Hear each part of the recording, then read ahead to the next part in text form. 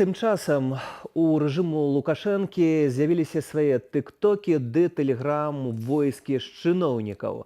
Маўляў, выйшлі з народу, дык будзьце бліжэй да людзей. Але што прапагандуюць тыя, хто баіцца сказаць слова супраць галоўнага ньюсмейкера краіны, ды не цікавіцца рэальнымі праблемамі людзей. У сучасных трэндах сацыяльных сетак лукашэнкаўскай вертыкалі разбіралася Марыля Дакуцька. Час насценных газетаў і чырвоных куткоў адыходзіць. Гэта разумеюць нават чыноўнікі ў Беларусі. Ці ім так сказалі. Добраахвотна-прымусовая актыўнасць беларускай вертыкалі і дзяржаўных органаў у сеціве вагаецца ад сухіх справаздачаў пра рэйды па крамах ды пра рэкорды ў надоях і ўраджаях да спробаў рэагаваць на тренды ў сацыяльных сетках. З іх самыя актыўныя сеціве маладыя прадстаўнікі сілавых структураў. Гэтак у тыктоку Акадэміі Міністэрства ўнутраных справаў практычна ўвесь кантэнт, мемы і забаўляльныя ролікі, якія дэманструюць вясёлыя і нязмушаныя будні курсантаў. Для прыцягнення ўвагі не абышлі яны і сусветна вядомага танцу Уэнсдэй Эдамс з аднайменнага серыялу. Зрэшты, яны ў гэтым не адзіныя. Прывабіць у свае шэрагі маладзёнаў такім чынам надумала і вайсковая акадэмія. Ну чего вы ждете? Все встаньте с левой стороны от ручки метлы.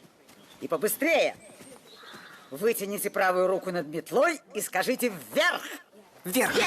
Это такие фрагментарные спробы быть с человечым тваром, да? Хотя зрабіць уражанне на грамадства, что мы нормальные, мы не тыя, хто вас там гвалтуе і катуе у застенках беларускіх турмаў.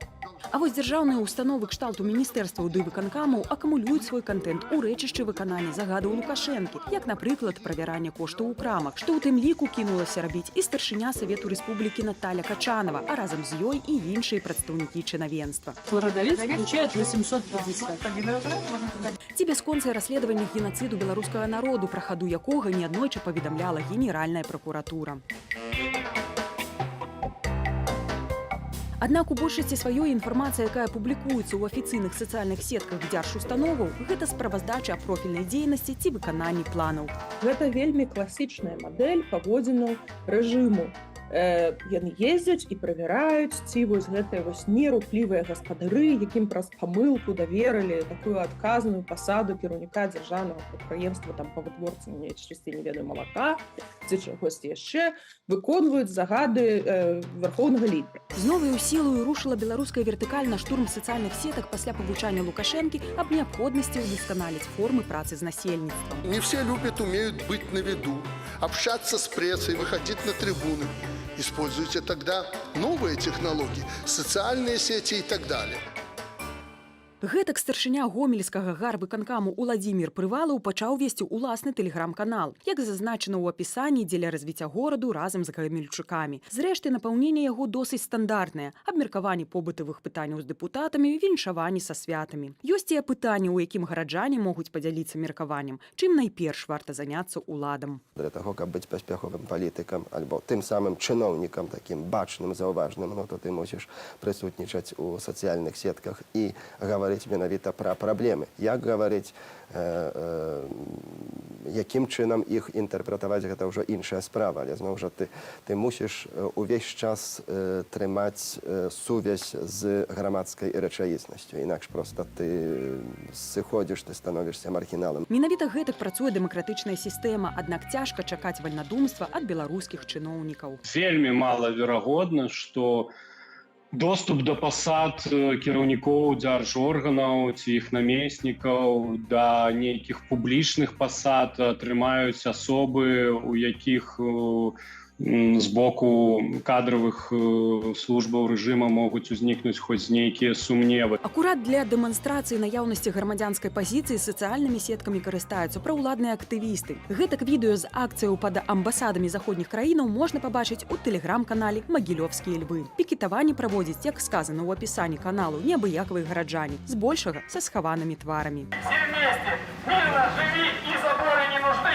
Пабачыўшы, з якой цяжкасцю ў 20-м мабілізаваліся прыхільнікі ці там тыя, хто не супраць, скажам, дзяржаўнага строю, Зараз робіцца ўсё, каб паказаць, што іх шмат, што яны моцныя, ствараць такую штучную як бы кам'юніці з іх. Ці ёсць попыт на контент пра ўладных соцсетак, мы запыталіся ў гледачоў Белсату. Большасць апытаных 982 чалавекі не цікавіцца такого кшталту інфармацыі. 10% ўсё ж чытаюць сацыяльныя сеткі органаў улады. Прычым у большасці сваёй робяць гэта, каб быць у курсе падзеяў, і меншасці трэба дзеля працы. Столькі ж людзей адказалі нам, што толькі час ад часу глядзяць допісы ад чыноўнікаў, і тое, каб пасмяяцца. Але не для нашых жа гледачоў танчаць курсанткі вайсковай акадэміі.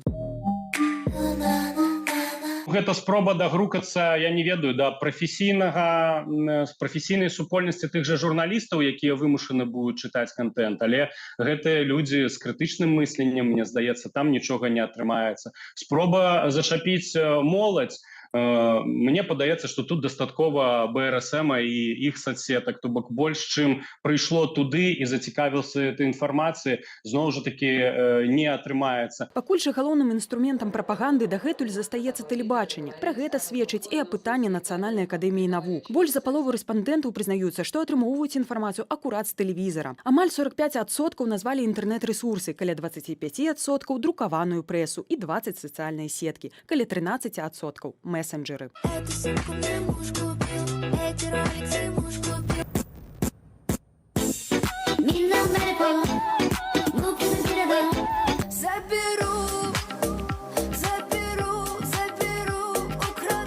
Марыля Дакуцька, Белсат. Новым годом!